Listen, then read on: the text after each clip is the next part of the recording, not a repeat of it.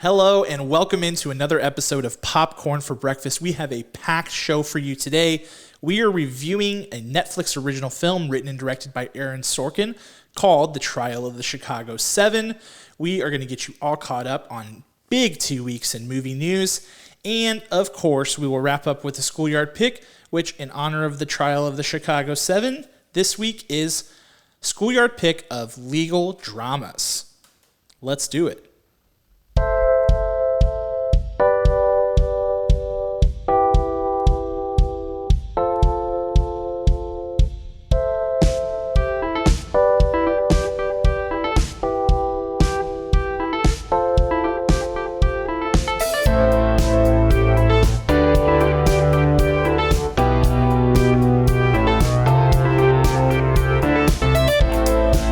Thank you for joining us on another fabulous episode of Popcorn for Breakfast with your wonderful co-host, Kirk. Hello, hello. I am your other co-host, Cam, and we had technical difficulties last week. Skype. Right? Hashtag Skype. Hashtag RIP Skype. You loser. I guess I shouldn't be talking too bad about them because we're using them right now. You know what? But oh no, it's happening right now. Before this. You glitched just now, just What's a little that? bit. You glitched just now, just a little tiny bit. See? Glitchy. They're still after us. It's because I started talking trash. They're personally victimizing us, is what they're doing. This is a personal And attack. we're back. But we're attacking them back. So we're at war with Skype. That's right. I have no idea how this is going to go. They must be listening to our every word. They listen to every conversation. Yeah, sure. You were trying to support them since Zoom took over the world. And Zoom did. Here they go. Zoom just woke up one morning and was like, you know what? I'm going to destroy Skype. It's over for Skype. I'm just going to end them. And they You had this. I'm sure. I don't know what Zoom's team was before the pandemic, but let's imagine 100, and now they're probably at 10 million employees because they have to have that many to support the world Zooming. It's insane. It's insane. Yeah, it's totally nuts. But we're still relying on Skype because of NDI and OBS and lots of other acronyms. It's ABCD.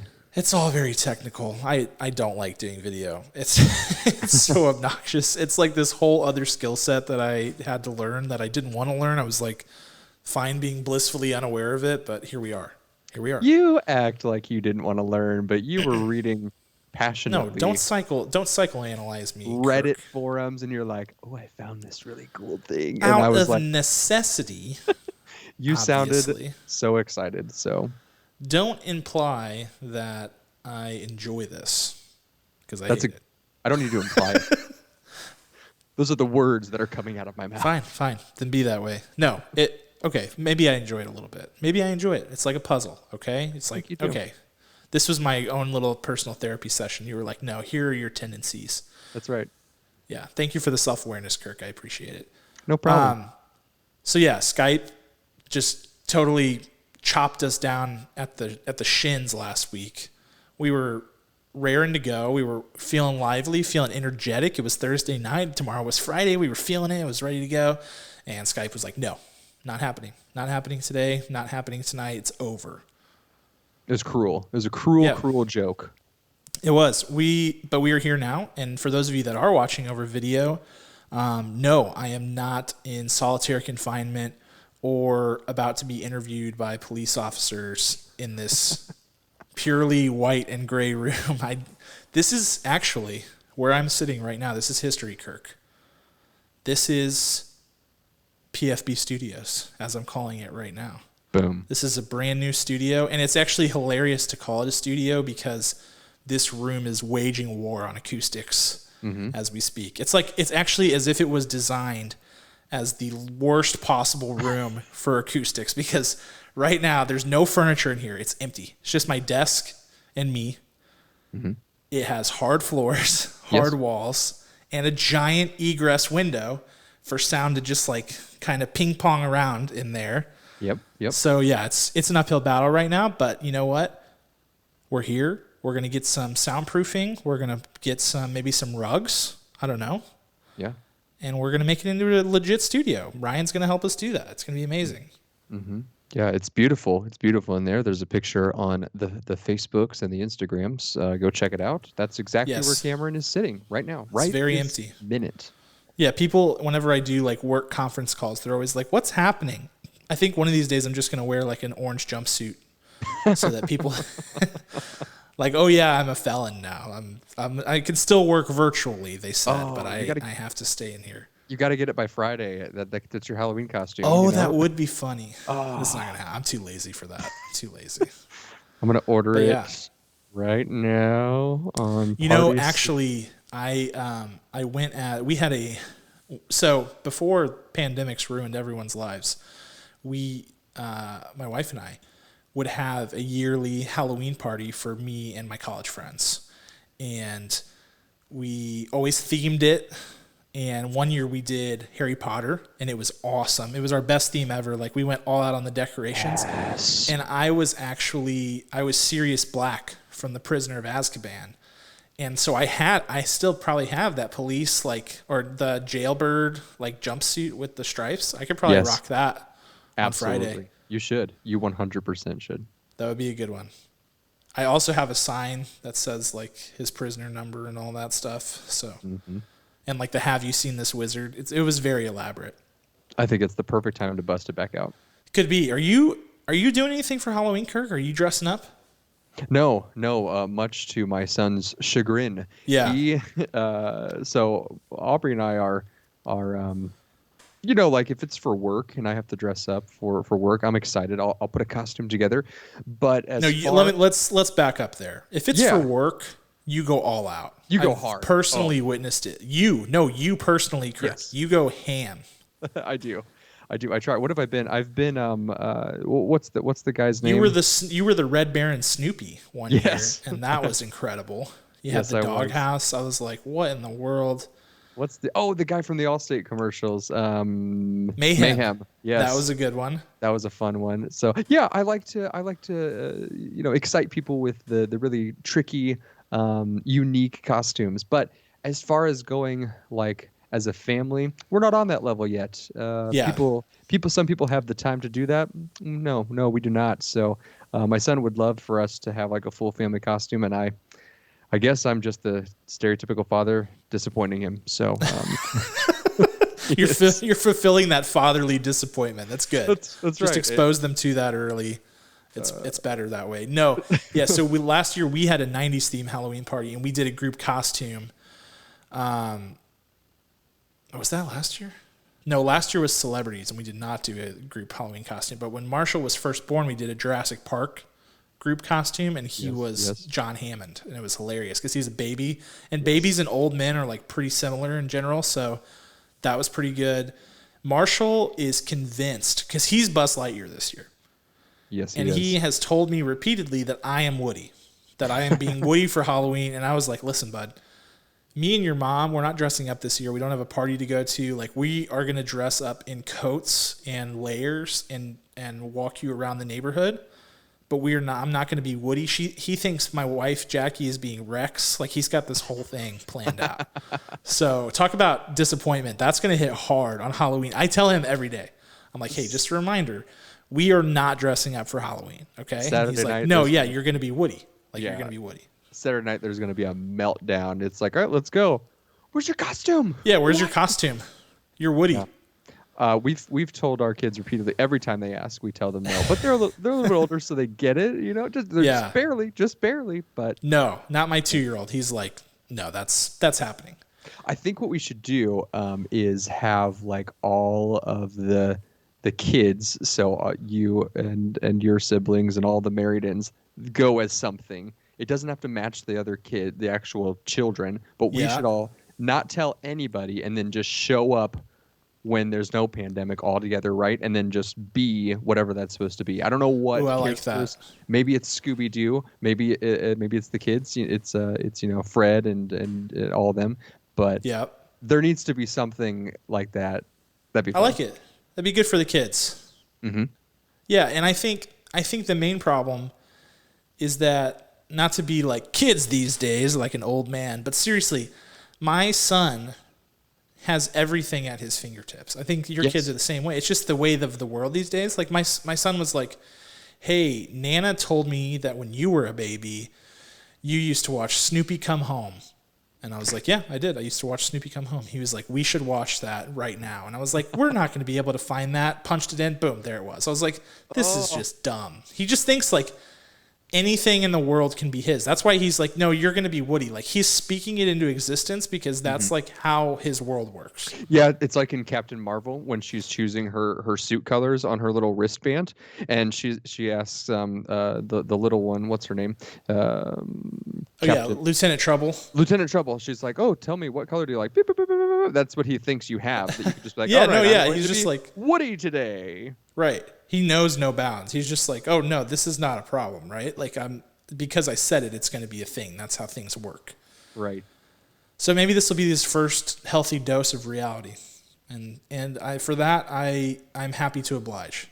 Yes. Through all the tears and screaming, great. Yeah, Halloween will be ruined. So we got Halloween coming up. We've got an election coming up. I'm going to stay far away from that. Super far. Like 39 and a half foot pole. Are you going to stay far left or far right? No, don't start it. I'm not even going to do any of that. Here's what I will say, because we are a movie podcast. So let's just address the elephant in the room. Okay? We haven't even talked about this, but I'm just going to say it right now for both of us. Borat 2 is out. It is out. Lots of people are watching it. I have not gotten a chance to view it yet. I plan to. We're not talking about Borat 2. And here's why. Because even though it is a huge deal, right now is not the right time for us to talk about that movie because it is politically charged. And I don't know if you guys have noticed this, but things are a smidge tense on the political front right now. Yes. And that's not what we're about as a podcast. Like Kirk and I have many conversations about trying to provide positivity and distraction from the chaos that surrounds us and things like that. And so we're just going to stay away from politics altogether. We're just going to avoid it. That's right. And we don't know enough about politics. No, we know nothing. Therefore, we're not going to talk about them because we'll Exactly. just get it wrong. We believe in them, but we will not. We are going to vote. Yes. We're going to vote. We're going to fulfill our civic duty, but yes, we're going to stay away. And we'll talk about movies about politics. There you go. Yeah, and maybe we can talk about Borat at a later date. In fact, I'd be happy to. But in 2021. Yeah, when things have cooled down a little bit. There's just I don't know if you noticed, there's just a little bit going on with the pandemics and the wildfires, and we're gonna let it go. All right. Hey, nice Dragon Ball Z shirt before we keep going. Thanks, man. I'm repping the Dragon Ball Z. Just saw it peek up above the camera. Just had to say, dude, here's how long it has been for perspective, because we didn't get to record last week, which would have been our new normal in the pandemic, our 2-week interval. In the 2 weeks or 2.5 weeks that we've had since our last episode, I have watched all of Dragon Ball Super, which is like, I think 10 seasons of 13 episodes. Watched all of it. What? I watched all of Godless. I watched all of Unbelievable. And I've watched all season 1 of The Wire again, because I'm watching The Wire. Had to catch up before you keep going. Yep. I've watched The Trial of the Chicago 7. I've watched Molly's Game. I've watched The Social Network again. I'm like on a full Aaron Sorkin kick right now. Me too. And you're watching The Newsroom. I am. Dude, I'm like crushing through stuff right now. It's great. I don't know. I feel like I have way less time in my life, yet I am still watching just as much, if not a little bit more, than I have before. I don't get it. My time has shrunk. But yeah, you just stay up later. That's what I've been doing. I just turn the dial up. Just like, play 6 more episodes. Yes, please. Yeah. What, it's 3 in the morning? I could probably squeeze in 2 more. What's 2 more nap. between friends? I'll take a nap at 9 p.m. the next night. Recharge. Yeah, and as a result, I look like hell. Like I legit have like bags under my eyes. I'm like I'm dying. But it's okay. This is Cam. You look quite dapper tonight. Oh, thank you. As as I comb through my hair. But no, I'm feeling it. This is my coping mechanism. I'm just going to stay up later and pretend that responsibilities are not a thing. How's that sound? Bingo. Yep. Okay, let's do this.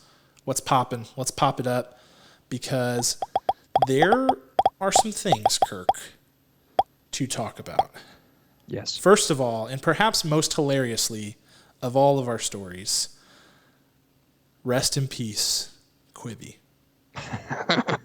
Yeah, who was laid to rest tragically and with almost no noise whatsoever 6 months after its launch.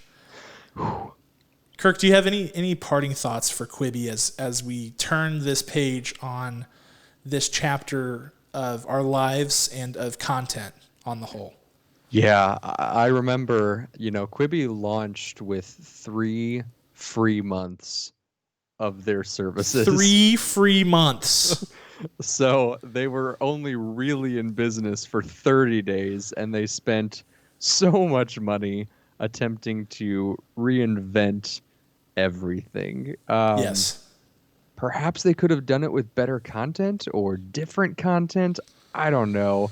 I don't think that what they did was smart at all. And their content sucked. They had terrible shows. It was bad. I think that's worth noting. It was bad. The content was bad. It was not good. The best one that I felt was the Will Forte comedy show, where him and his wife were like interior designers, and somehow they ended up with the Mexican cartel. Hilarious. It was actually pretty good. But even that, it just drug along sometimes, and then you could tell they're like, how do we fit this in the format?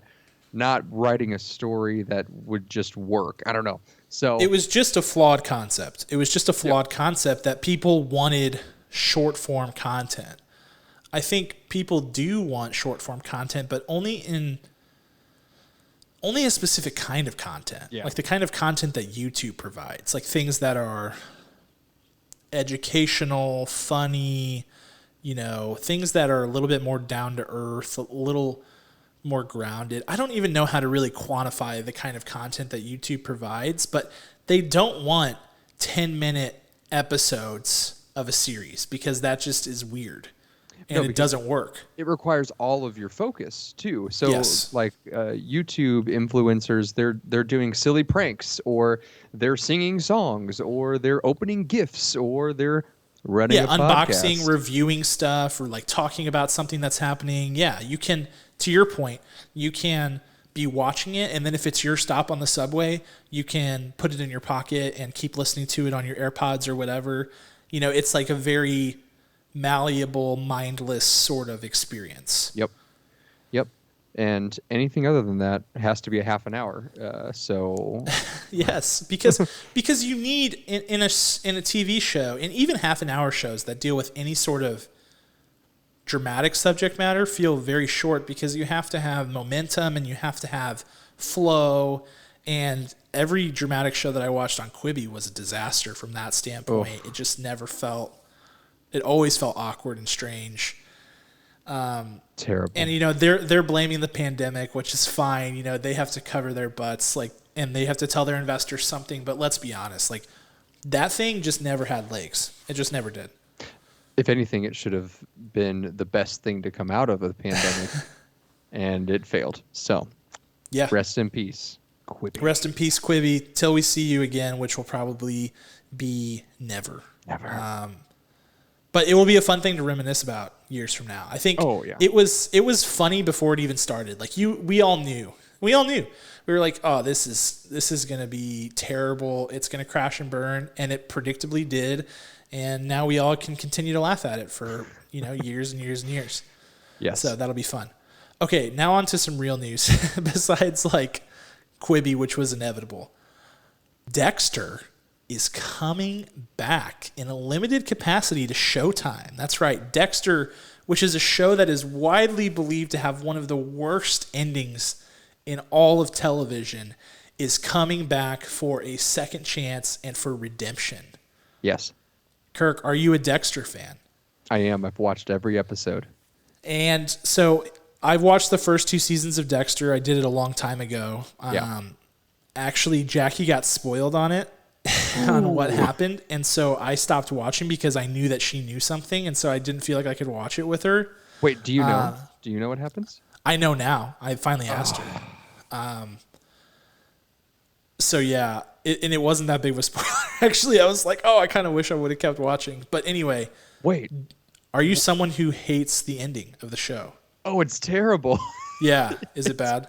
It's awful. So I started watching the series after it had already ended, and after the buzz was out there that it was ended so poorly, and I'm like, nah, people have weird expectations. They don't understand the story or the characters. I'm like, please, I'm an expert.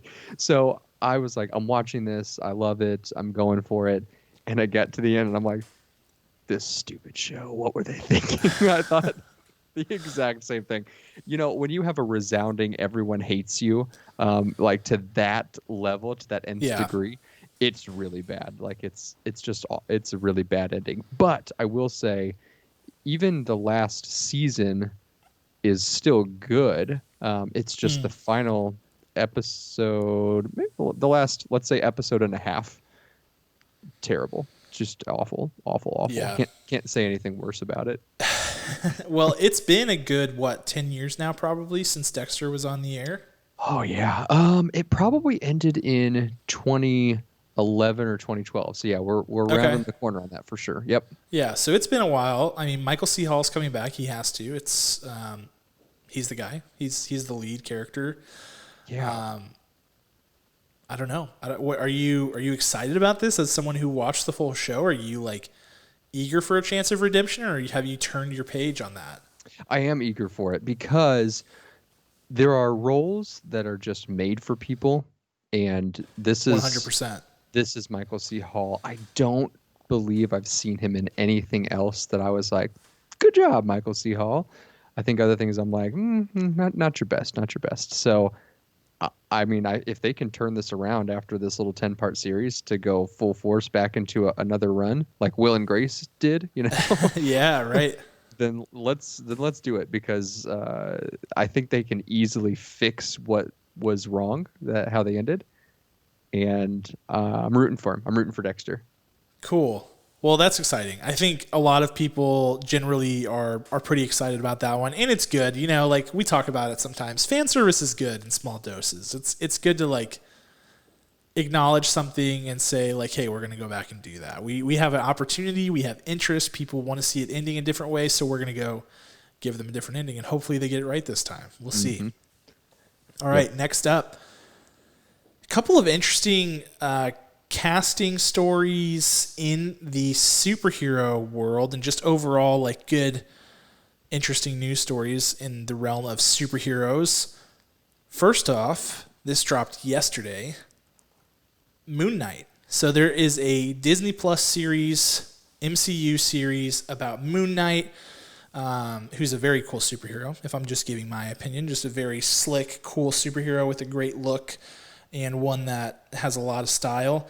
And Deadline is reporting that Oscar Isaac has been cast as Moon Knight, which is a huge, just like a banner casting for the MCU, who has played it pretty, generally conservatively when it comes to the MCU shows. There hasn't been like, whoa, amazing casting. Like Tatiana Maslany was probably the biggest casting news in She-Hulk, and so I feel like this is a big story, and perhaps for a character that I just didn't really think they would go that big on. What's your reaction to this casting, Kirk? That's great. The way you describe it is perfect, because we have a lot of actors who are big names. A lot of the reason they're big names is because of their work in the MCU. They were known actors, but then they really exploded. Versus like Tatiana, who had a big, passionate following, A-list following because of her recent work, and then she just signs on to something. So that's where that difference comes in. Oscar Isaac has a very passionate, large following, and it's very fascinating to see them do this now instead of previously as the other MCU movies have come out.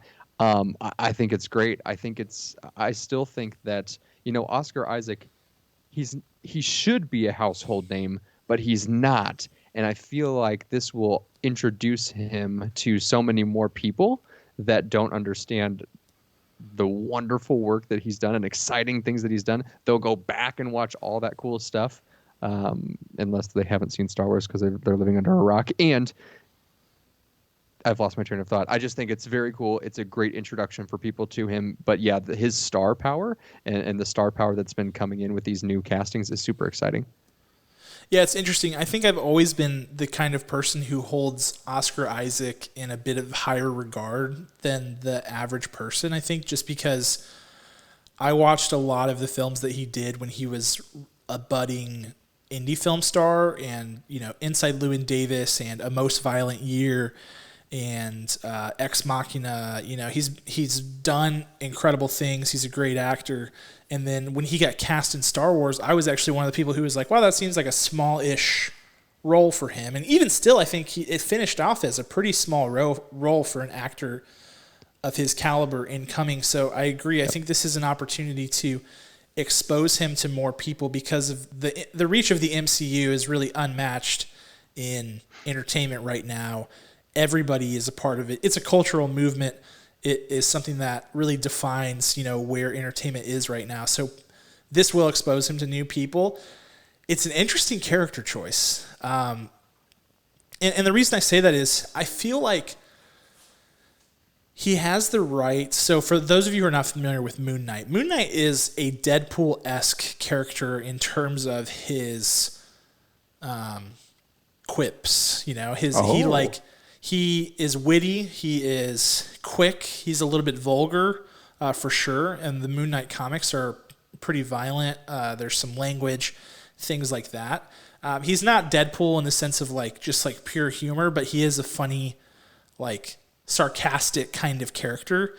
And so I'm interested to see, first of all, I think Oscar Isaac really has that skill set. He will be able to deliver on that front. But the question still remains, how is Disney going to approach characters like this? Characters that are a little bit on the violent side, or maybe a lot of it on the violent side. Characters that are crude in nature, that use, that drop F-bombs and, are just not the clean-cut Captain America, Iron Man type hero. And, for a Disney Plus series, it's going to be interesting. I mean, they, at some point, have to make a Deadpool movie. I know they know that. I know they're working on it. But it does make you wonder, how are they going to do this under the Disney banner?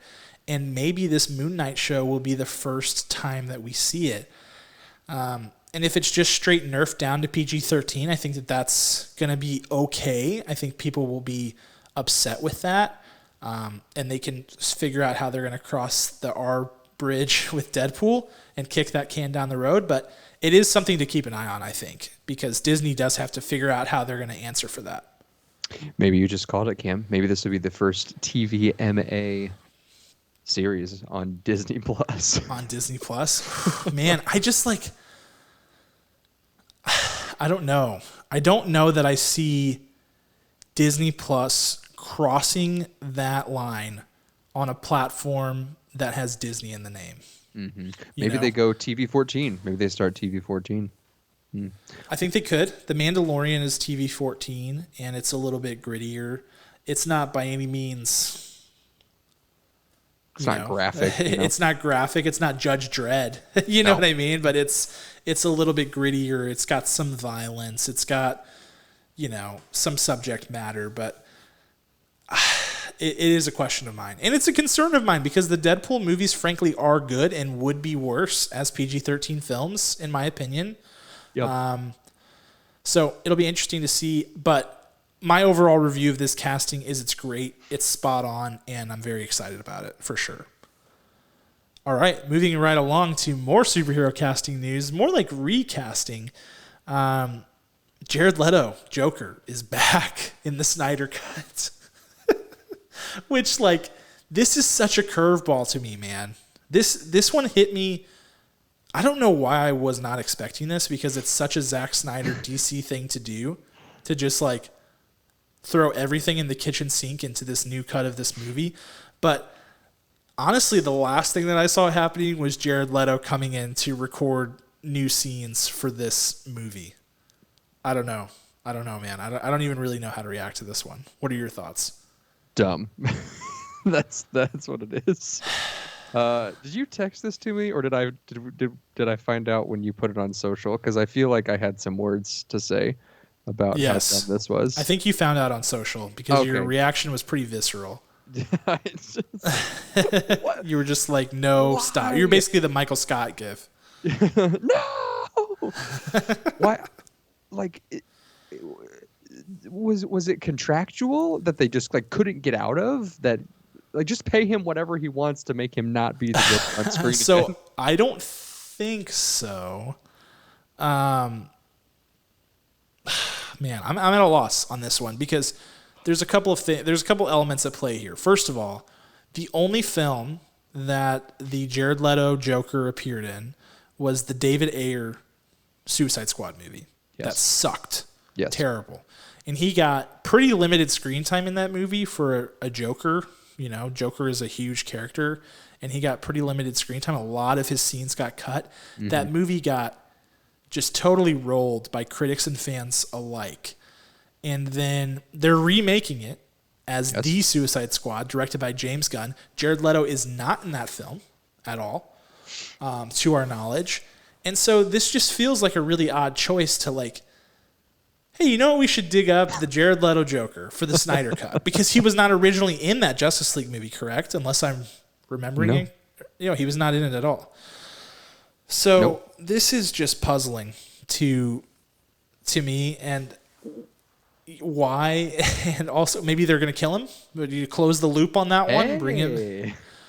I mean, I don't know. I'm at a loss here. This is really odd, and the Snyder Cut, like it or not, is must see. It's absolutely must see because this is just getting weird. That's gonna suck. Hey, what if they, to your point of saying killing him, what if they brought him into the Flash movie and they brought multiple Jokers and then they had the other Jokers kill him? Yes. Like, oh, you know what? We don't agree with you, and just like offed him. That'd be great.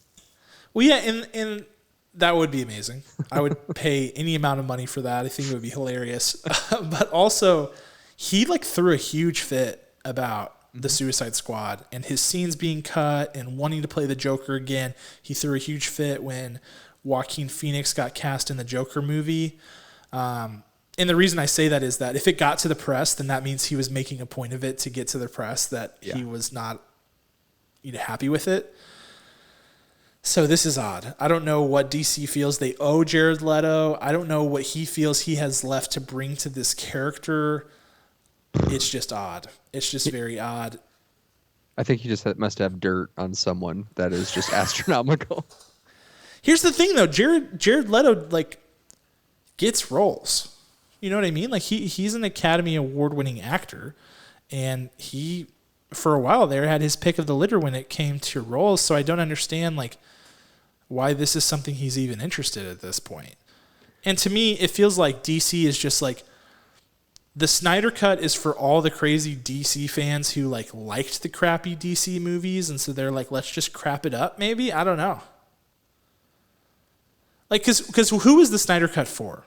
It's for people who are still hanging on to the DCEU. It's for people who liked Batman versus Superman who would defend it. It's for people who maybe didn't like the Suicide Squad but didn't hate it. To me, that's the only group that's really interested in this. Yeah, every one of you knows someone that you're like, oh yeah, that's Kyle McFlarkin. That's him, man. He loves that crap. Yeah, exactly. You know the name. It's on the tip of your tongue. Legally, I can't say it here, but you all know that person. And if you don't, I got bad news for you. It's you. It's you if you don't know a person. So, because to me, and I don't want to harp on this for too long. And you're right. There is someone who comes to mind always with this stuff. But it's like, to me, I watched that Justice League movie. It was very bad. And for what it's worth, I like Zack Snyder as a director. I think he's done some great things. I think he's done some things that I don't like as much, but I could say the same about anybody, really. And I didn't watch that movie and then go, man, I wish they would take another crack at this with just Zack Snyder. I just didn't. I was like, okay, that was terrible. Let's move on. So I'm just wondering who those people are who are like, Oh man, if Zach had gotten a chance to do the whole thing, this would have been sick because it was nowhere close to sick. It was nowhere close to redeemable. I mean, the fact that they're doing hundreds of millions of dollars worth of reshoots is not super surprising to me because it was a dumpster fire of biblical proportions. It was so bad. Yeah, it's and in a world where movie theaters might not return, what a absolute waste of money this would be. I know. It'll be interesting to watch. I can't wait. 2021, we'll see what happens. Snyder Cut. It's going to be a wild ride with all the stuff that they're throwing in. AKA hot garbage. Also, didn't they say it was going to be like 4 hours and released in an episode format or something like that? Oh, that's right. Yes, they did. This is just getting crazier by the second. By the time this is done, it's going to be 10 hours, and they're going to release like one episode every year. Yes, I think that's true. It's just going to be an odyssey. Okay, more DC news. This is really exciting, especially for you, Kirk, because one of your all-time faves, Mr. Michael B. Jordan, is going to produce a Static Shock movie. And it is as if somebody has been reading your dream journal, Kirk, because if there are two things that I know about you, it's that you love the old WB cartoons, superhero shows, Static Shock included. Yes. And you love Michael B. Jordan. So, Merry Christmas, my friend. Thank you. And to you. I know you are a big fan of both as well. I am. Yeah, I am. Yeah, what a gift, man. The only bummer is that he won't be Static Shock because he's too old. He is too old. Which is good. I'm glad they're acknowledging that though. It's true. I can't remember if I put it on social or not, but I definitely have some people who could be cast. Either one of the either one of the young men who play young Randall on This Is Us, extraordinary actors, and I would be so pumped if either one of them or both of them played different ages of Virgil in Static Shock. Yes, that would be good. I'm excited, man. I think this is going to be good. Static Shock is underrated for sure. I think Static Shock is one of those heroes that it was something that was like a part of our childhood, but I think will really resonate with people today still. I think it's actually like, it's funny because like to us, it's like something that was a part of our childhood, but newer kids today like probably don't know anything about it. It's like weird in that way. Like it's very specifically targeted toward a very small window in time. And people who were around and watching cartoons at that time, like emphatically love Static Shock. Like I don't know anybody in my friend group who didn't watch it and like it. And so I feel like there is an opportunity to introduce that to like Gen Z or whatever the generation behind them is and be like, check this out. This is a cool hero for you. Yeah, great point. I feel like it almost felt like it was a fad, that show, or maybe the network thought it was, but man, it was a home run. Just like Batman Beyond. They were cranking out some great stuff during that time frame. It's true. It was right around the same time. Those types of shows that were like on the frills of all the big stuff were so good because they were so experimental. And they took like these huge fun risks, and that's why that's why Static Shock will be so great, and Batman Beyond one day will be equally as great. So yes, yeah, dude, we're for sure getting Batman Beyond. I'm gonna keep speaking into existence because the pace that we're on, like I never thought we were getting Static Shock anything, and we got that. Yeah, Batman Beyond is a foregone conclusion at this point. It's just a matter of time. That's right. And they better do it right. They better do it right, and it better be awesome. Just saying. It will be. Okay. Couple of different stories here. Got some casting news. Got some new movie announcement news. First one. This one's a bummer, and I just wanted to bring it up. Jeff Bridges announced on Twitter that he's actually been diagnosed with lymphoma. He, in total Jeff Bridges fashion, just kind of like took a very like blasé, nonchalant approach with it and was just totally in the I'm going to kick cancer's butt kind of mood. And it sounds like the prognosis is good, which is great to hear. And he seems to, from the tweet, seems to be in good spirits, and he kind of always is. So Just wanted to say that so people know and so that they can send good vibes and prayers and all that good stuff to Jeff Bridges and his family, because cancer is just god-awful and nobody should have to go through it. So, just something to keep on your hearts as we move forward. And I love Jeff Bridges. He's incredible. Like the best. He's so good. His I say this in complete seriousness. His voice will destroy cancer. Have you heard the richness of his voice? If you go back and watch any film he's done from the start of his film career to now, it's only been building like a muscle. Sometimes you see actors, they build their body up, right? He has built his voice up. It's unmistakable.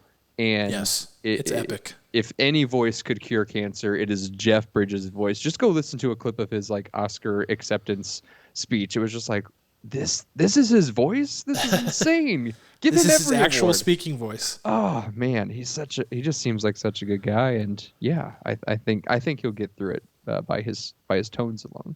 Yeah, we'll speak it into existence as well. We're gonna keep Jeff Bridges in our thoughts, and definitely his family too. So get better, Jeff. We are all behind you there.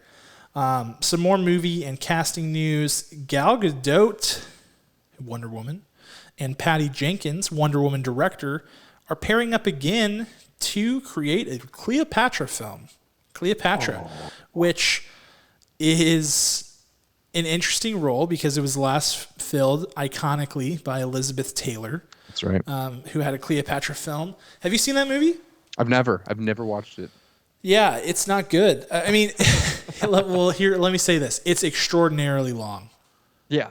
It's extremely long. And it's not bad, but it's just not nearly entertaining enough to keep your attention for 3+ hours. So hopefully this will be better than that. But are you excited about a Cleopatra film? Are you like, meh? What are your thoughts? Well, if the first one is so terrible, yeah, let's take another swing at it and let's see if I would rather watch that one. Gal Gadot's pretty much perfect for this, by the way. She can rock this. Sure. I know she can. And Patty Jenkins is a great director, so this is good. I think it's good for them to pair again because I feel like, and Gal Gadot is a good actor, but what Patty Jenkins unlocked in her for the first Wonder Woman film was awesome. And if I don't know if it's going to be the same in Wonder Woman 84, but if she can continue to kind of lock that. You know how directors and actors kind of link up? Mm-hmm. Like Jeremy Strong and Aaron Sorkin, weirdly. But they link up and then they kind of spin their careers together. This could be one of those pairings. This could be one of those power duos. Yeah, I agree. I think that would be a really wonderful thing to watch blossom and flourish. They work well together. That's unmistakable.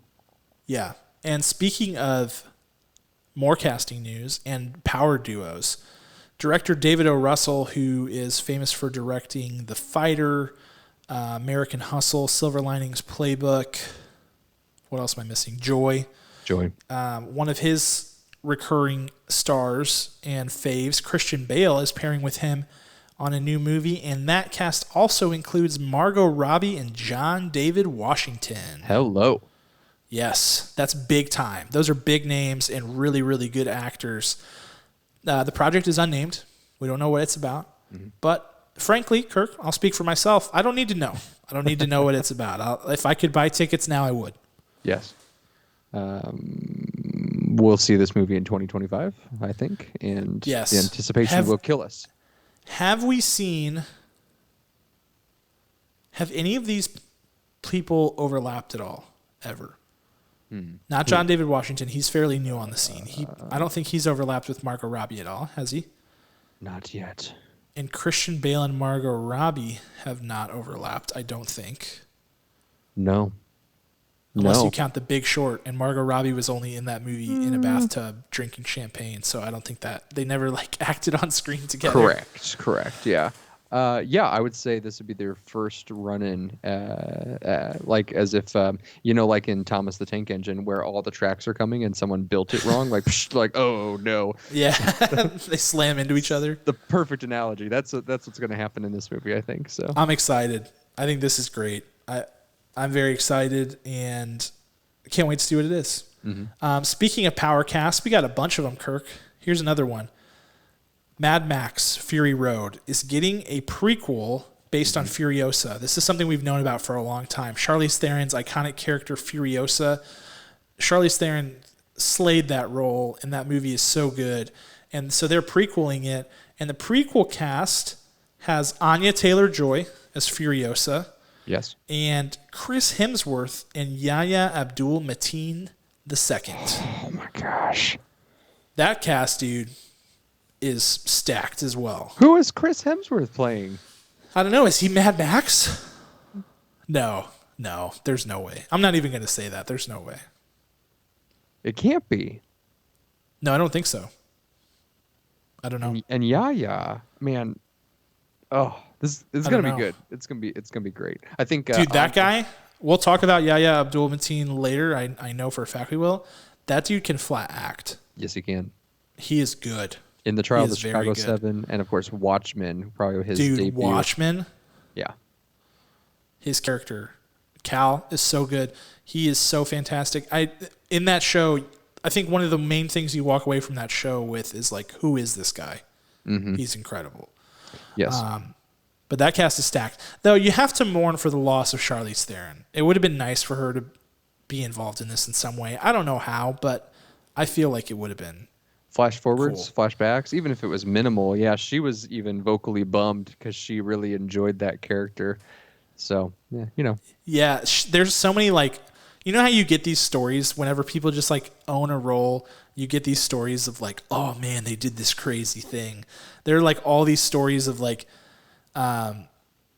Charlize Theron doing her own stunts and like getting dirt under her fingernails and like getting cut up and stuff like that, and like makeup would come out to try to clean her up, and she was like, nah, dog, I'm good. Like, I want to be marred up, I want to be scratched up. Like, this helps me stay in character. So it will be awesome. And Anya Taylor-Joy is one of the bright spots in that god awful New Mutants movie that we watched.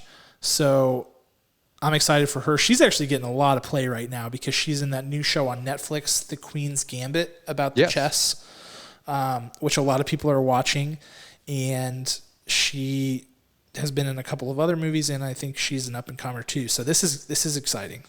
Yep, she was in Split and Glass, the M. Night Shyamalan. Yes, that's right. That was probably her biggest debut, and she's great. She's very fascinating with her acting choices, and she always looks a bit mysterious. Like, she's got these big eyes, and like she's up to something. Yes, she's like, yes. What are you trying to tell me? Yeah, so I'm excited for her too.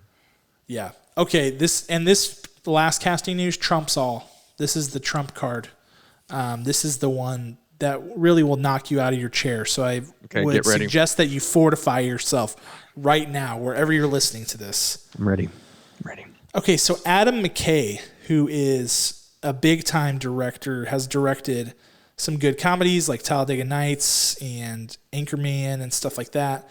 Also directed The Big Short. Yes. And he's getting some play. He directed Vice. His new film called Don't Look Up, which is going to be on Netflix. Listen to this cast, Kirk. And this is real. This is not fake. This is not #fake news. For the podcast listeners, I'm standing up so I don't fall out of my chair. That's right. That's smart. Smart play. Leonardo DiCaprio. Jennifer. Oh, Kirk is unconscious. He just passed out. All right. If it's Leo.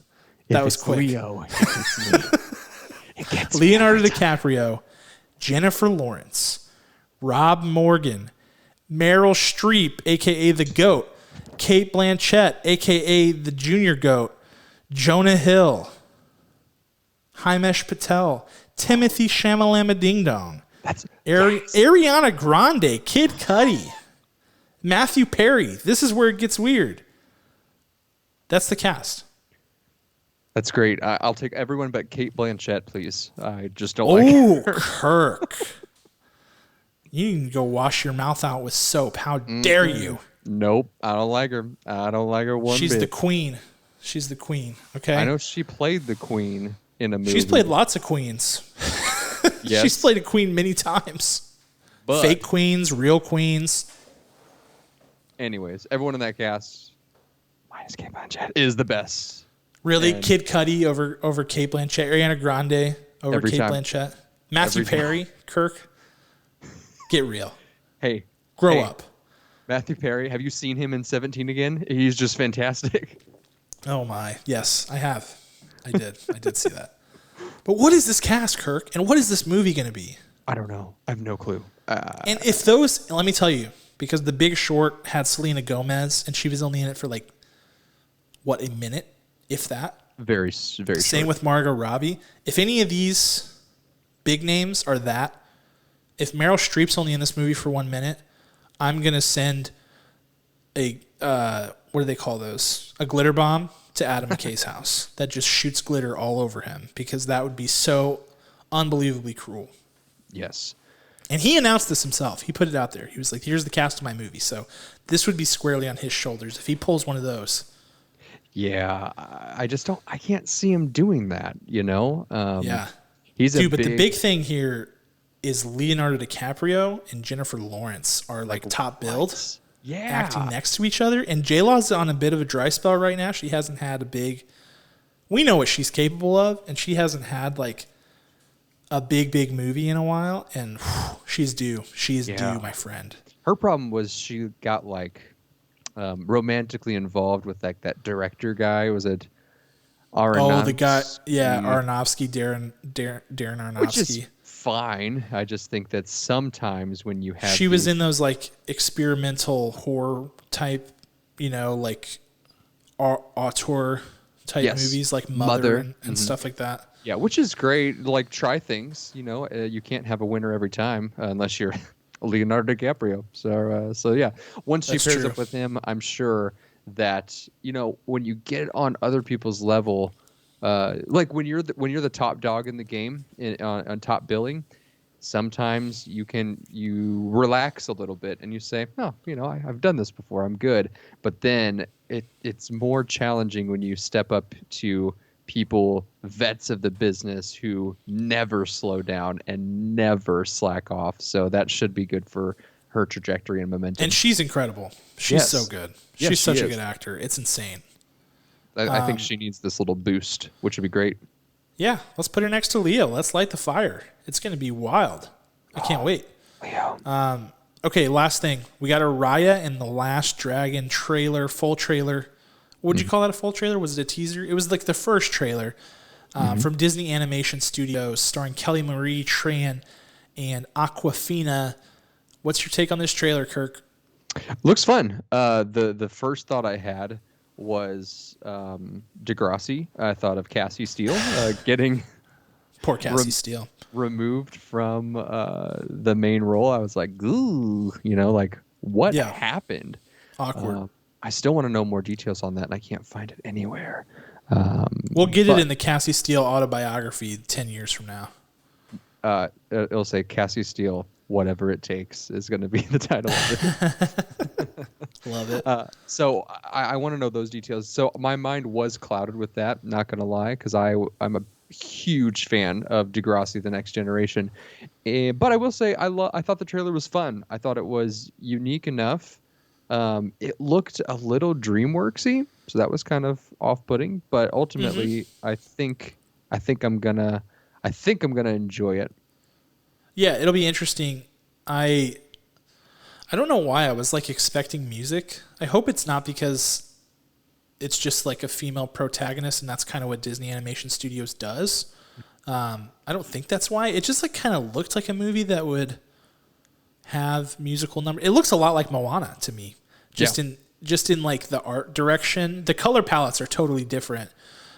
This one is definitely, you can tell it's set in a different region, has some different inspirations and things like that. Like Moana is super bright, and this is like a little bit darker, a little bit richer in terms of color. So it doesn't remind me of it in that way, but the character design is like even the animals and stuff looks pretty similar, which makes sense. It's the same studio, but it doesn't look like Wreck-It Ralph. Like Wreck-It Ralph looks like a movie that wouldn't have music in it, you know? Right. Yep. But this movie kind of looks like a musical to me, which is odd because Yeah. it doesn't have any music at all. Kind of what you said there at the top. It was, it's a female protagonist. Maybe they want to change it up and not have music in this just to see how it plays. Which is fair.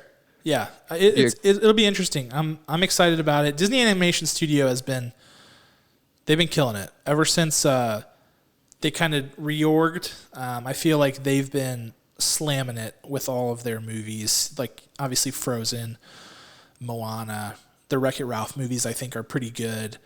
Both 1 and 2, yeah. All the Toy Story sequels. I just feel there's no clunkers for sure. There's like this one. Whereas like Pixar took a little while to like get like back in stride after John Lasseter like was transitioning away to go work on like Disney Animation Studios, and they were like reorging. Like they did a couple of sequels that were still good, but like not the best Pixar movies and things like that. But anyway, I digress. This movie looks good. I think it does look good. Agreed. Let's review a film, Kirk. Let's review a film. Let's do it. And this film is called The Trial of the Chicago 7, written and directed by Aaron Sorkin. I thought it was interesting that this is actually only the second feature film that Aaron Sorkin has directed. Whoa. Behind Molly's Game. And Molly's Game came out in 2018. Let me fact check myself. It's either 2 or 3. He has not directed many films. So this was an exciting thing to see, kind of like, okay, he's had his directorial debut. Where does he go from here? And another interesting thing about this movie before we dive in is that this thing has been in various stages of like production and talks for like decades. Yes. Legitimately, like all different kinds of people have been connected to this movie. Tons of different actors, like Seth Rogen was attached to it at some point. Tom Hanks was attached to it at some point. That was the one. Yeah. Like there are so many different names and different directors that were involved. So was it going to be Ron Howard or something like that? Ron Howard was partially involved at some point. Yeah, because in the works for so long. So I'm watching the news. Yes. 6 or something, and in episode like 5, they reference for a long period of time the 2 of the main 7 characters in this movie. I was like, "Whoa, wait, that's them," wow. So I was baffled. Obviously, he was already right because Newsroom was like 2012, so this thing started working in 2010. So he's like sneaking it in there, like, "This is great. My movie's gonna come out in 2013, and we're gonna have a good time here." No. Yeah, so I did confirm that this is only the second feature film that Aaron Sorkin has directed. Molly's Game and then this one. So we'll keep that in mind as we go through our review. Do you want to synopsis it? Do you want me to synopsis it? I think it's anybody's game at this point. It's Molly's Game, Cameron. It's Molly's. It's Molly's Game at this point. Yeah, I'll synopsis it. It's based on a Go for it. True story, The Trial of the Chicago 7. Don't remember the year. Do you remember the year? 1968, because it was the Democratic National Convention. There were protests. They became violent, and they found that there were certain people from different protest groups that converged together to incite this violence, or so they thought. That was the case from the state.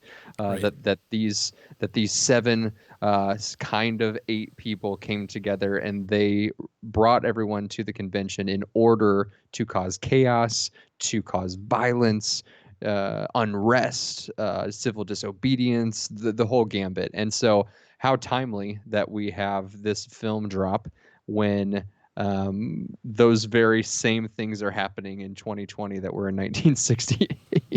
Yeah. It's quite wild for sure. Yeah, and Aaron Sorkin even said that because it obviously did come out at a time that it seemed really timely. It's election time. We've got, some racial injustice issues going on that are causing rioting. There's, it seems very appropriate for the times. And he was kind of asked about that. And he's like, no, man, this thing's been in the works for like years. The times just happened to catch up with what's going on and made this even more impactful than it probably would have been maybe in another year. So pretty interesting how that lined up. Just to set the stage, we've got a lot of different actors in this cast that I feel like are worth mentioning because we can't name them all in our superlatives. Eddie Redmayne plays Tom Hayden. Sacha Baron Cohen plays Abby Hoffman. Jeremy Strong plays Jerry Rubin. We've got Yahya Abdul-Mateen II, who we mentioned earlier, who plays Bobby Seale, who is this Black Panther leader who gets kind of thrown into this case even though he wasn't directly involved with the Chicago 7. Yes. Academy Award winner Mark Rylance plays the defense attorney William Kunstler, and Joseph Gordon-Levitt plays the state's attorney Richard Schultz. Anybody else? Michael Keaton's in this movie. He has a relatively small role as the former Attorney General of the United States. Anybody else? Some heavy hitters in this movie for sure. So many people. Cool. Well, let's dive into it. Kirk, do you want to go first with your Oscar goes to? I would love to. Thank you, kind sir. I'm going to go with Mr. Sacha Baron Cohen. I like this pick. Yes. Maybe I guess it must have just been last year. Sacha Baron Cohen was in a Netflix series called The Spy, where he plays like this double agent. It was very different to see him take on that kind of role, and I loved it. I thought he smashed that role. He's had very few dramatic roles. This role that he takes on playing Abby Hoffman, he plays basically a civil rights activist who is one of the co-leaders of what's nicknamed as the Yippies in the 1960s. And it really plays to his strengths because he has a purpose and a cause, and he is sarcastic. He gets to use all of his sarcasm against the leaders and what they're doing, right and wrong, mostly wrong. So I just thought that his range is so much wider than people limit him to.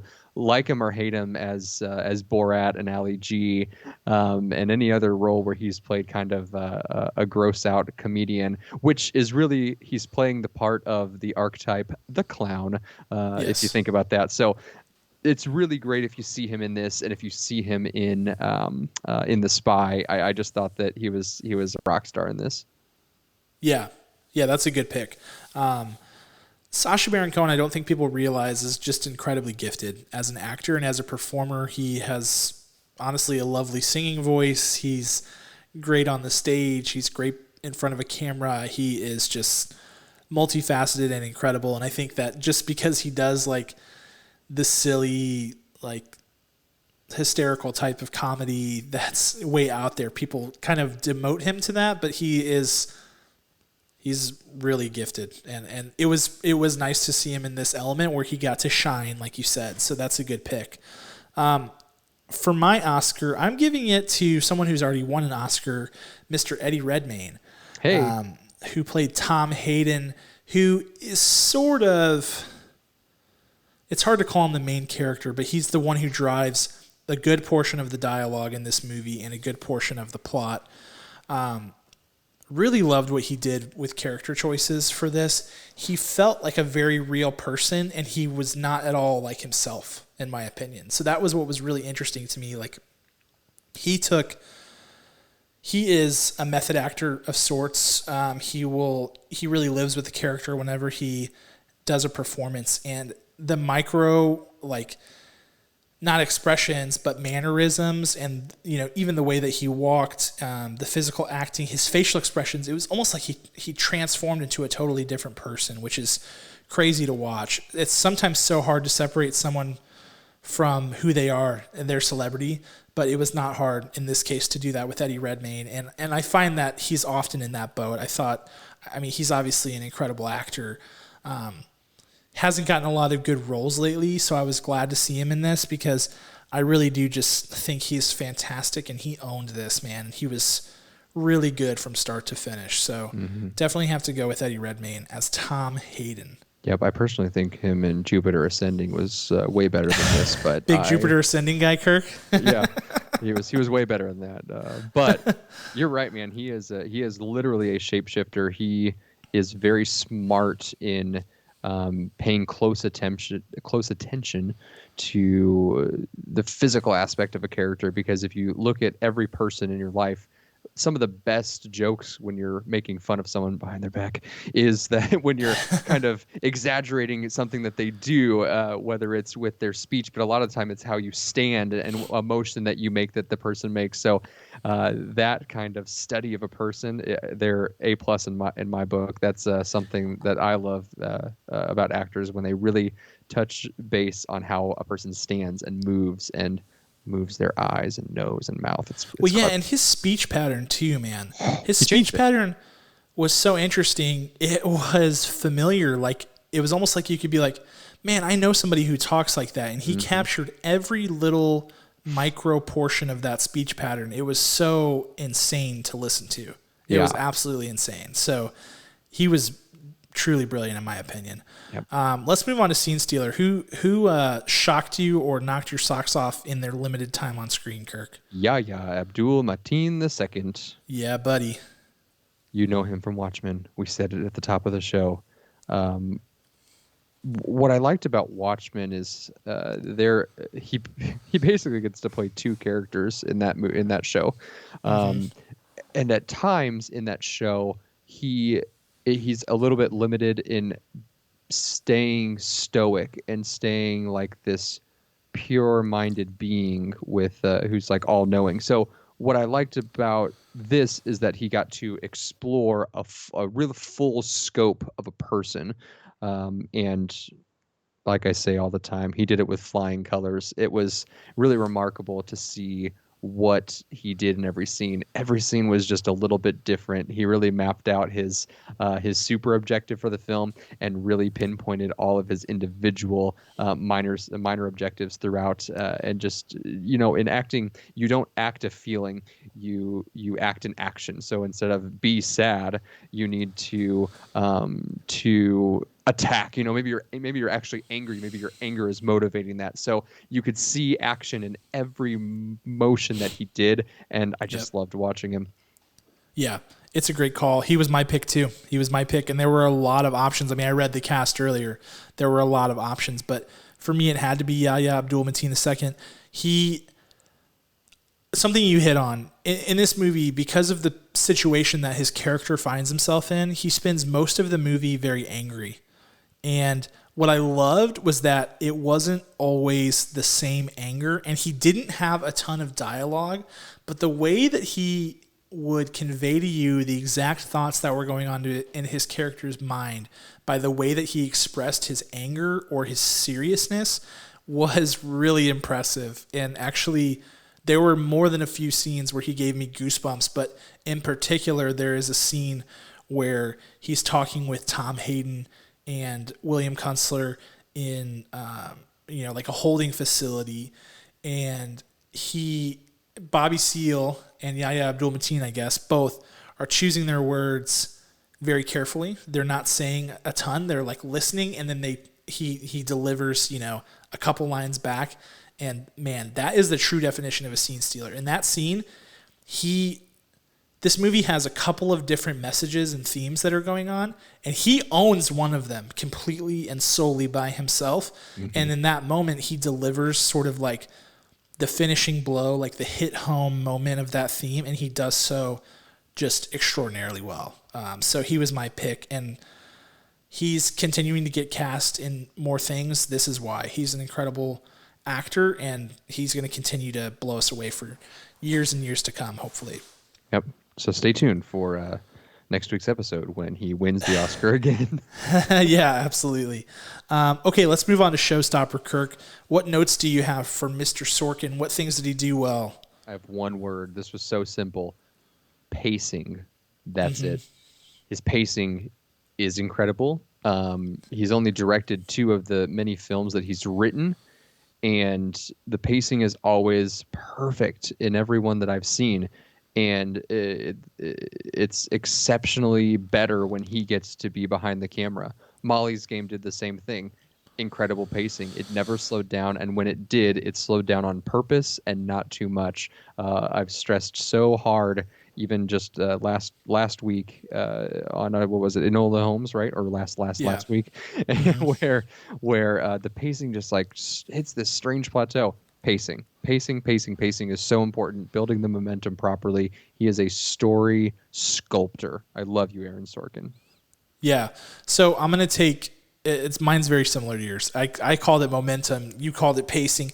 I think I'm calling it momentum specifically because, and we're going to talk about more legal dramas later. It's a tough genre. It's a tough genre because it is dry subject matter for the most part. To the layman, I think there are things happening that are dry, and there is terminology, and there is standard operating procedure in court. And so whenever you're doing something where a large portion of the movie takes place in a literal courtroom, you have to find creative ways, inventive ways to keep the energy up, keep the momentum flowing. And he did so in this movie by using flashbacks, by using sidebars with the legal counsel, by using really great score in this movie. The score helped him do that. I just think even over Molly's Game, which was 3 years ago now, there was a noticeable leap in his directing prowess. I think he learned some things in that movie, which is still a fantastic movie. I love Molly's Game. But there were some things that he picked up on that he could do better this time to make it flow a little bit more. And the fact that he was able to keep me locked in through a whole courtroom drama that's like 2.5-ish hours long, I think, that was really impressive, and he did a really good job with that. Mm-hmm. Mm-hmm. All right, let's move on to director's shoes. Any negative notes or let's call them constructive critiques for our friend Mr. Sorkin? That's right, because he can do no wrong except for this. No. His stories are always concise. There's not a lot of extra fluff because there's no room, because he is a wordsmith. So the only thing that I wanted to see more is that he didn't pick his like big three. It's very easy to compare things with Jaws because it's such a good blueprint. Mm-hmm. You've got your big three in Jaws, and it seemed like there should have been a big three in this film, and they kind of leaned that way, and then they're like, oh yeah, but let's not forget about this person, let's not forget about this person. When you do that, you can have a whole ensemble cast and really have them all punch home, but the words that that Aaron Sorkin wrote led themselves to pick leaders within a group of leaders, and it pinned it down to three, and I just thought he should have focused on them a little bit more to really, really have a left hook in this movie. So that's all I wanted. I just wanted to amp their power and their leadership a little bit more. It could be, sorry, just one more thing, that sometimes when actors are, when the actors get there and the screenwriter sees them and they say, oh, this is good. Magic is happening. There's an X factor with this actor and this character. Let's amp this up. There could have been, maybe there wasn't that exact magic, even though this movie was still wonderful. That could be part of it, but I really wanted to see direct leaders in the group of seven. Do you like my hands this close to the camera? Yeah, I like the hand talking. That's good. That helps me connect the dots. I'm a big fan. Good. Good work there, Kirk. What's your point in director shoes? So my director shoes, there were a couple of subplots that he dropped in there that did not come full circle, specifically, or did not become fully developed to the point that when they did come full circle, it wasn't ultra impactful. So I think like the whole plot line with the Attorney General and like what's going on with the Joseph Gordon-Levitt character, I think that ends up falling a little bit short, which is interesting because that's actually the character that he uses to set up the movie, and so you feel like it's going to sort of like come full circle with him, and it does in a way, but it just doesn't. His character in that plot line and what's going on with the state side of the case like didn't really click as cleanly as I would have liked. I would say I'm going to leave it there. I think there are a couple of other examples, but I don't want to spoil the movie, and I don't want to. I mean, I know it's historical nonfiction and all that stuff, but I don't really. I didn't know much about this case going into it because I don't know. I'm an idiot or something. I don't know anything. I didn't know anything about it going in. Is it because you were born almost 30 years after this occurred? I don't understand. Yeah, I don't know, but either way, I don't want to drop anything that could blow it. So I thought that there were a lot of plot lines that he did really well. I thought the main themes and messages of the movies hit home really well. I thought it was very good. But there were a few subplots that either were dropped in that maybe shouldn't have been, or dropped in and then not really beefed up enough. And so I just think that there was some room for improvement there. But it's nitpicky. I'll be honest. It's nitpicky. Mm-hmm. Mm-hmm. All right. Let's move on to final thoughts, and then let's score The Trial of the Chicago 7. Very simple. I've spoken my piece about this movie, and he's the master of pacing. He's the master of words. Mr. Sorkin, I give you 9.5 kernels out of 10. Ooh, big time. Like it. 9.5. Boom. I like it. Short and sweet too. I don't think it's any secret to anybody who listens to this podcast that I'm a fan of Mr. Sorkin's work. Moneyball is one of my favorite movies ever.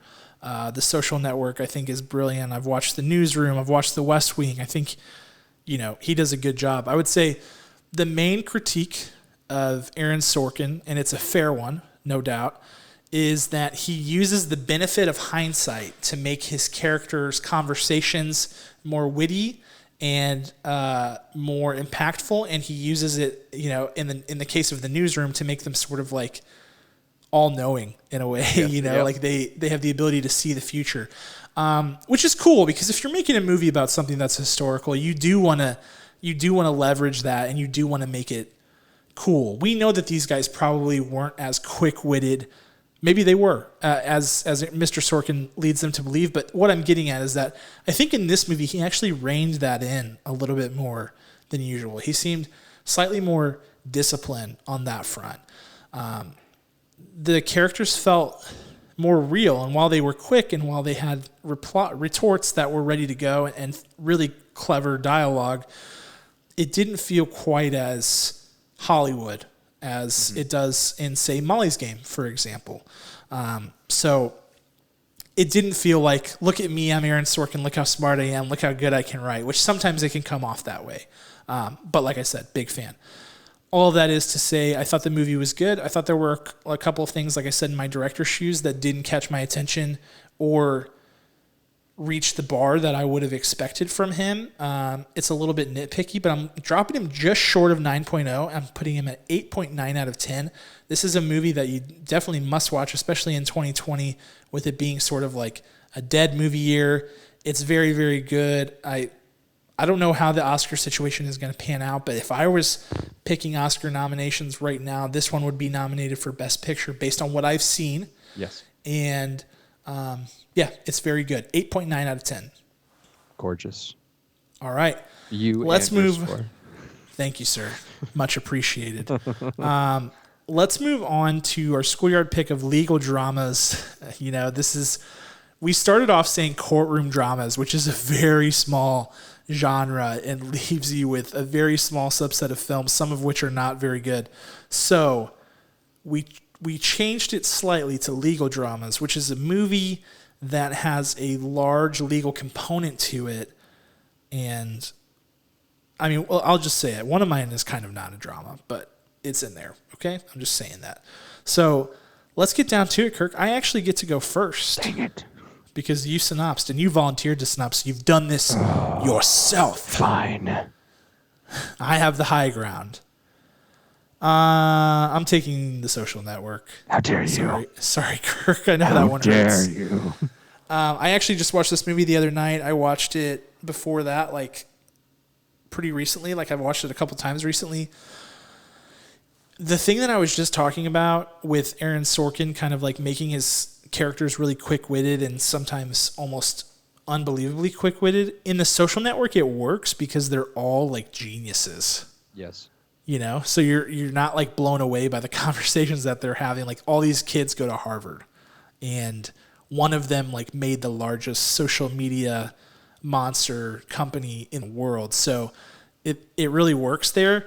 And it's directed by David Fincher. They have tons of legal jargon. I mean, the whole movie takes place around like multiple different depositions and civil cases about, these huge amounts of money for settling who owns the rights to Facebook and all that. And they make it really interesting and really compelling and just masterful with the flashback tool. Yes. So it's very good. I love The Social Network. It's so great. I also love The Social Network. It was on my top 5 favorite movies of all time last time we talked in the episode. I am going to send you a glitter bomb myself. No, don't send me a glitter bomb. We need to save all our glitter bombs for Adam McKay on the off chance that he only puts Meryl Streep in that movie for 1 minute. Think of it as a test run, Cam. It's coming your way. All right, my choice. Another Aaron Sorkin, a play that turned into a screenplay. A Few Good Men. Ooh, you dirty dog. That was going to be my second pick. Not anymore. I have taken it from you. I've swept it from underneath your feet like you stole Social Network out of my heart. So, A Few Good Men. Man, I watched this movie.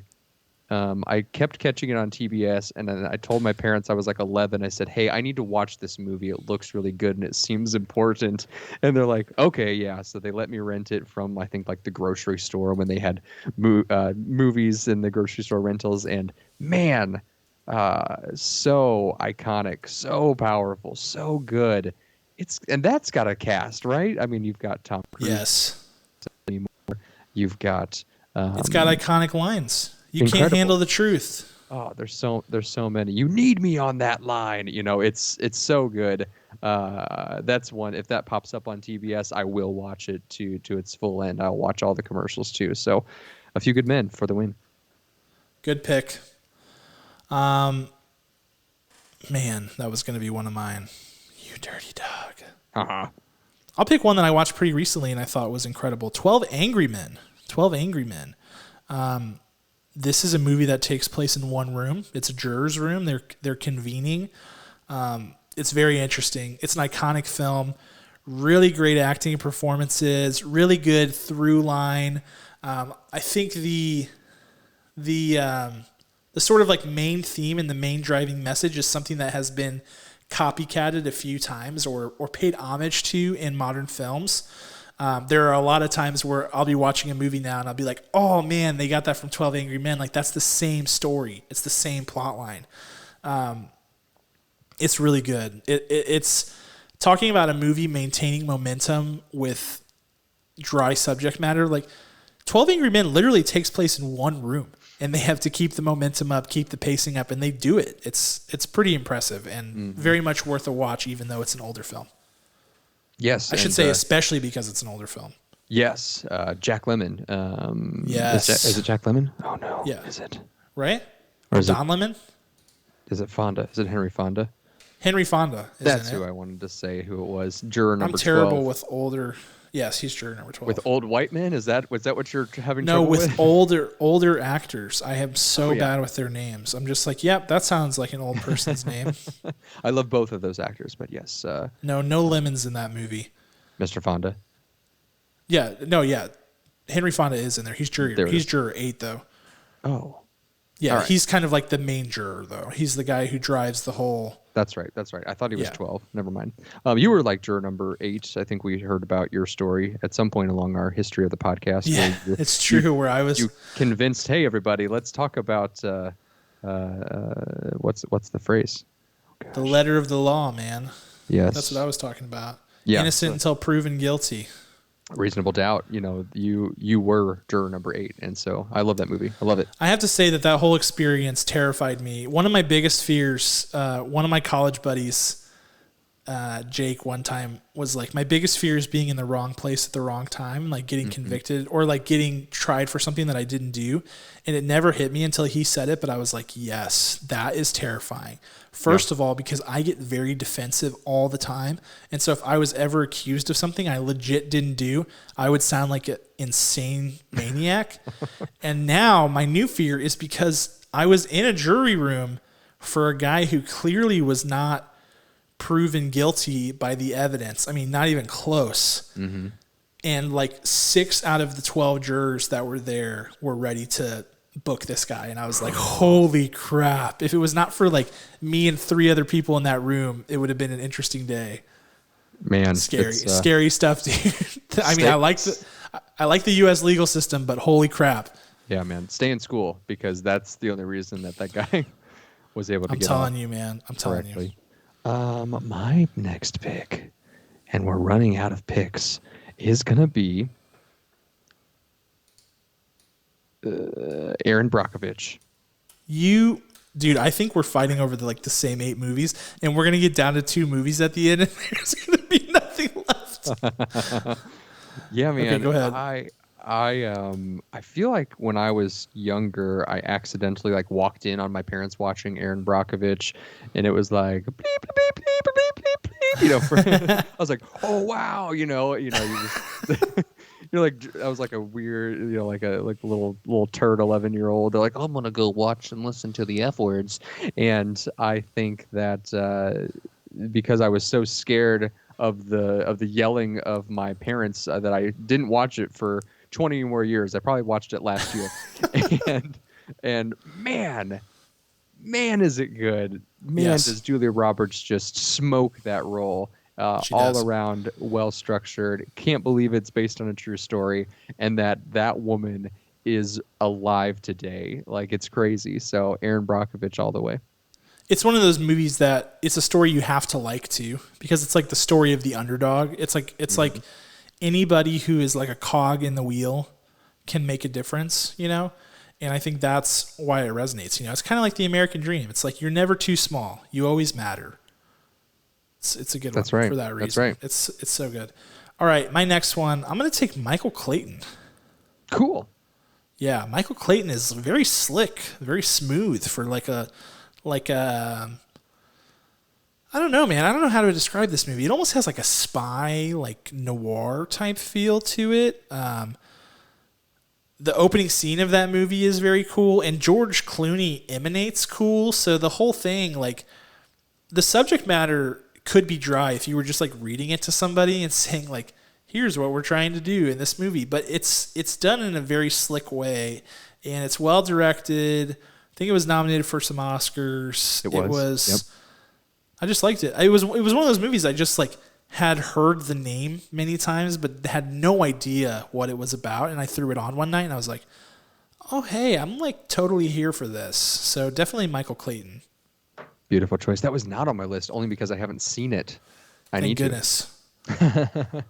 My next pick is going to be The Client. We can all. That one's not on my list, Kirk. We might be all right. We good. Might be okay. We can thank John Grisham for so many of these legal dramas, because man, is he a wizard. Tommy Lee Jones, Susan Sarandon, Brad Renfro. This movie, as they say with music, slaps. This movie slaps. It does slap. It's everything you want and more in a 90s movie. I think Anthony Edwards, a.k.a. Dr. Green from ER, also has a small role in this. It's just great. It's a fantastic story. It keeps you on your toes. There's tons of twists and turns. Basically, Brad Renfro witnesses the death of a mafia lawyer, and then he just tries to not get killed the rest of the movie. So it's fantastic, because I love the mafia. In a way, I wish I was closer to it, just so I could see it. But thankful that I'm not, because I'd probably be dead, because I'm weak. That's all I got to say. So The Client. Love it. Good pick. Am I on 4? Are we on 4 now? No clue. I've lost count. Go ahead. That was your third, right? That was your third? Sure. Yeah. Yes. Okay. I am. Ooh, this is tough. All right, this one's borderline. I'm going with Liar Liar. Yeah. Does that count? Does that count? Hey man, it all takes place in a courtroom, and it's one case. So yeah, absolutely. Is it a comedy though, or is it a drama? It has feels. It has real. Earliest form of dramedy, I would say. Yeah. I think it was ahead of its time in that way. I feel like Liar Liar, Jim Carrey, man, that's a good one. He does the claw in that one.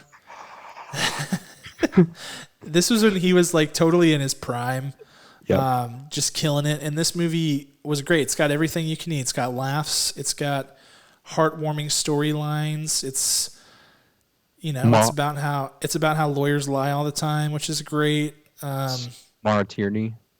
Yeah, it's Great. very relatable. It's a great movie. And nothing else to say about it other than that. I love it. I love Liar Liar. Pants on Fire. I'm going to pick Primal Fear. Ooh, good one. I gotta say, had I seen this closer to when this movie came out, so like in the 80s, I think. I hope it was in the 80s. It probably wasn't. This has Richard Gere and Edward Norton. And I feel like if I had seen it when it came out, I would never have guessed the twist. But I saw it in an age where I've seen many movies with many twists, so I kind of guessed the ending, and I was very happy with that ending still. So there's very few movies where you're like, I know where this is going. Yeah. There it is. No, this one was, I think it's going this way, and I hope it does, and it did. And 1996, by the way. Oh yeah, just the 80s. No big deal. And the very, very late 80s.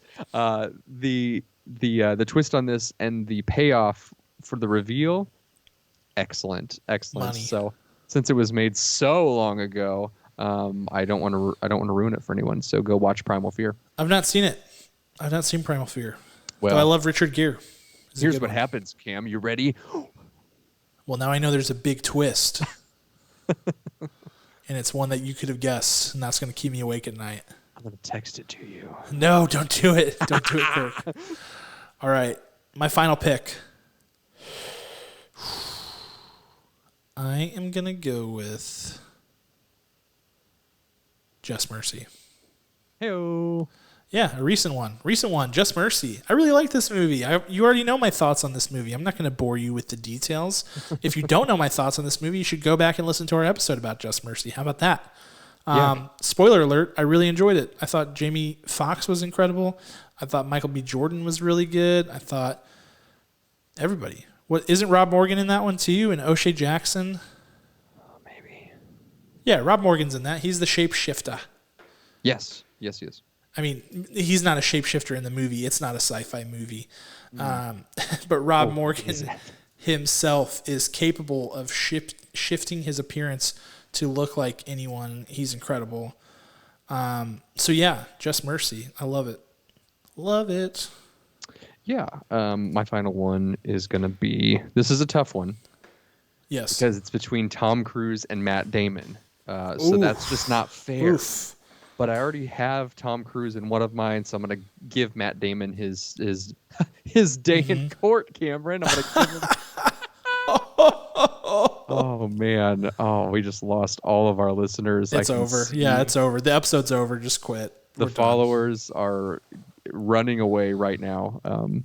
The Rainmaker with Matt Damon. The Rainmaker. Yeah, man.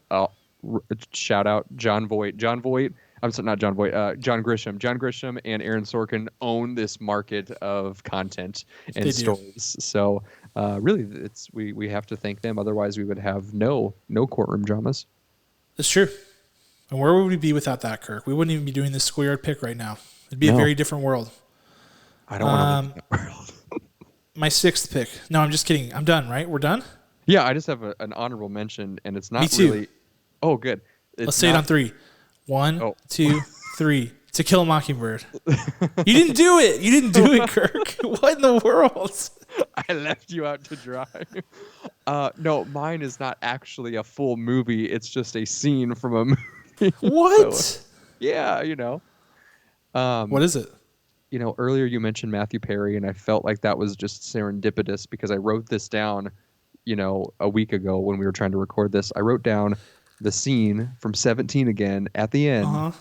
Zac Efron is in the courtroom and he's reading a piece of paper, and it is some of Zac Efron's finest acting I've ever seen. And he's in a courtroom and he does it, and man, did I cry with him. It's beautiful. So if you haven't seen 17 again, no, it's a good moment.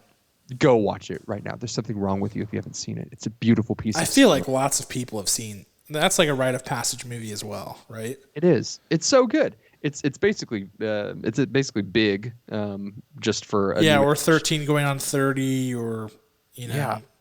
Freaky Friday. I don't know. It's reverse big. Is really what it is, because he is big, and he is 17 again, as the title explains. So what? Just dropping truth bombs and puns. Unbelievable! I would never saw that coming. Okay, yeah, that is a good one, and that is our show for today. Things to plug. I don't know. It's slow right now. I would say I finally finished after watching it for like 5 weeks. I finished finally, Kirk. The Deer Hunter. I finally finished it. That movie is 3 hours long, and I watched it in 33-minute chunks, I think. I think that's what happened. I don't know why.